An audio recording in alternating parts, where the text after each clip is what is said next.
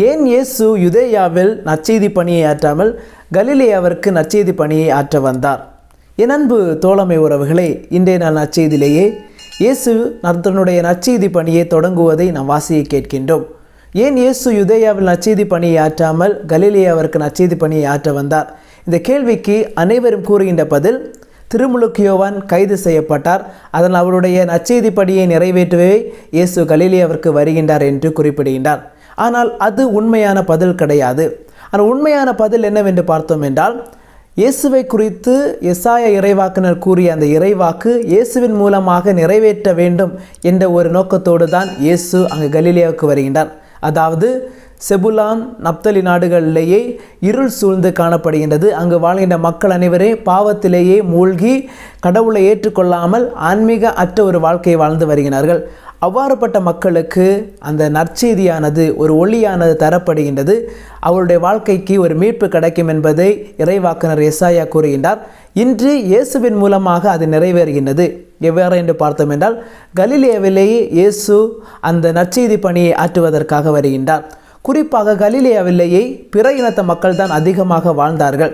எனவே எருசலேம் வாழ்ந்த யூதர்கள் இந்த கலிலேயா வாழ்ந்த மக்களை ஒரு தாழ்வாகத்தான் கருதினார்கள். ஏனென்றால் அங்கு பிற இனத்த மக்கள் அனைவருமே வாழ்ந்து வருகிறார்கள்.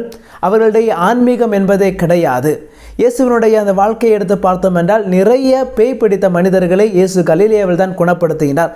அவ்வாறு ஆன்மீகமற்ற இருளிலே வாழ்கின்ற அந்த மக்களுக்கு இயேசு நற்செய்தியை வழங்குகின்றார். என்னவென்று பார்த்தோம் என்றால், மனமாறுங்கள், ஏனெனில் விண்ணரசு நெருங்கி வந்துவிட்டது. திருமுழுக்கு யோவான் வழங்கிய அதே நற்செய்தியை இயேசு தன்னுடைய நற்செய்தி பணியிலே தொடங்குகின்றார். இது திருமுழுக்கு யோவான் விட்டு சென்ற பணியை தொடங்குவதற்காக அல்ல, மாறாக திருமுழுக்கு யோவானை இந்த வார்த்தையின் மூலமாக புகழ்வதற்காக, அவர் கூறிய அந்த நற்செய்தி உண்மையானது என்பதை எடுத்துரைக்கவே இயேசு இவ்வாறாக கூறுகின்றார். இன்று நாமும் நம்முடைய வாழ்க்கையிலேயே இருளிலே வாழ்ந்து வருகின்றோம். நம்முடைய பாவத்தினால், மனமாற்றம் இல்லாமலால், ஆன்மீக வாழ்க்கை இல்லாமலால், கடவுள் மீது நம்பிக்கை இல்லாமலால் நாம் அனைவருமே இருளிலே வாழ்கின்றோம். நமக்காக இயேசு நற்செய்தியை வழங்குகின்றார். அதாவது மனம் மாறுங்கள், விண்ணரசு நெருங்கி வந்துவிட்டது. எனவே நம்முடைய இருள் சார்ந்த அந்த வாழ்க்கையை மாற்றிவிட்டு இயேசுவின் மீது நம்பிக்கை வைத்து மனம் மாறி அவருடைய நற்செய்தியை ஏற்றுக்கொள்ள வேண்டும். எனவே மனமாற்றம் பெற்ற மக்களாக வாழ்வோம். இந்த வரத்திற்காக நாம் தொடர்ந்து மன்றாடுவோம். கடவுள் நம்மை நிறைவாக ஆசீர்வதிப்பாராக. ஆமீன்.